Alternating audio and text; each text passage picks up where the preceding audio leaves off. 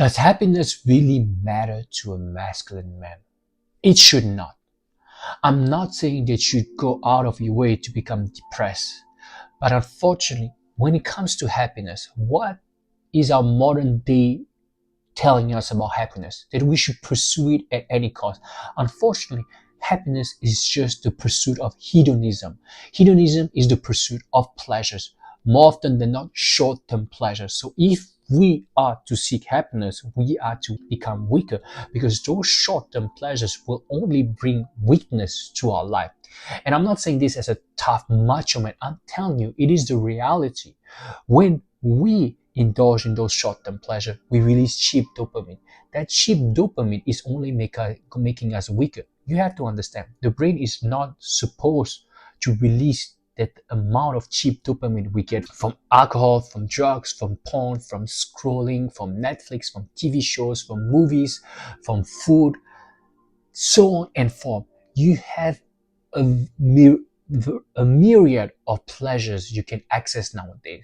Unfortunately, because it is so accessible and so affordable, it is easy to overflow our brain with that cheap dopamine. And that cheap dopamine is often mistaken as the pursuit of happiness, the reaching of happiness, if you will. So it will make us weaker. Why? Because the brain, as I said, is not used to receiving a sudden rush of that cheap dopamine. You have dopamine receptors in your mind, and the more you indulge in those short-term pleasures, those short-term distractions,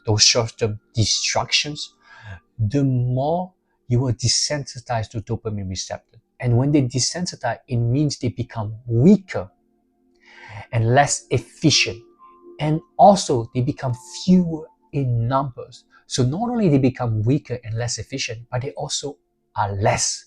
So you have to understand that when your brain has fewer, less efficient dopamine receptor, it means that your brain will compensate by releasing more cortisol, the stress hormone. So not only doing those short-term pleasure will lead to feeling less pleasure over time, but they also give rise to more pain outside of those moments you are indulging in those short-term pleasure. It means that when you are not doing those pleasurable activities, they become less pleasurable over time. The rest of your life, the mundane part of your life will become very dull. It's like you're installing a grayness in your life, a darkness in your life. The horrible thing about this is that the more you have this kind of pain and anxiety and frustration, the more and irritability, the more you want to go back to those short-term pleasures.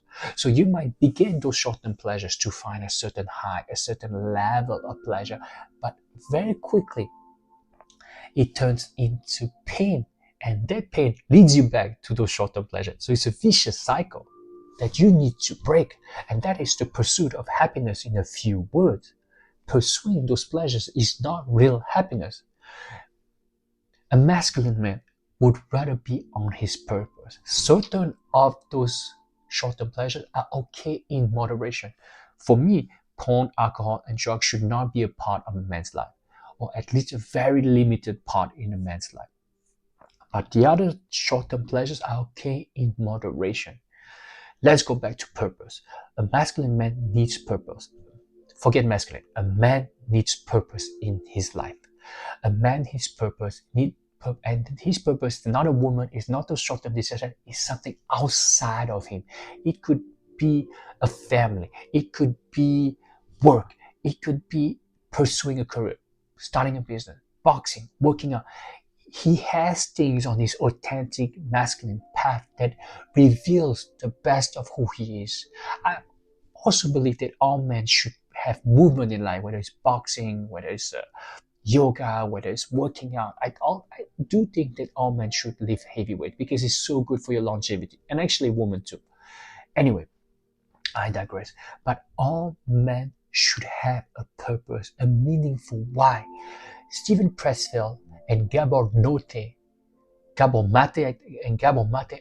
both said that if a man does not have a meaningful why, does not have something outside of him, a purpose, a call to adventure, for those who have read Robert Joseph Campbell, he will so easily fall prey to those short-term pleasure that will lead you to your demise, lead you to depression and suicide, and more importantly, it would lead you to waste your life and your potential.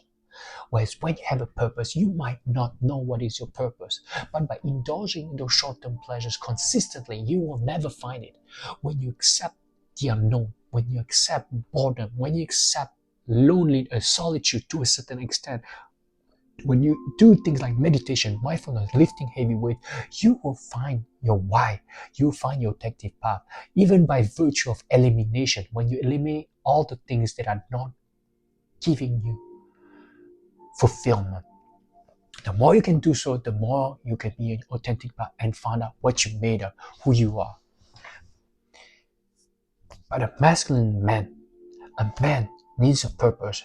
And in order to do so, he needs more solitude, more mindfulness, more meditation, more contemplation, more time alone, where he's not doing anything but being bored and meditating and contemplating. Because the more he can embrace that solitude and that boredom, the less he will fall prey to those short-term pleasure, and the more he can find out who he really is. So does happiness really matter to a man? Not really.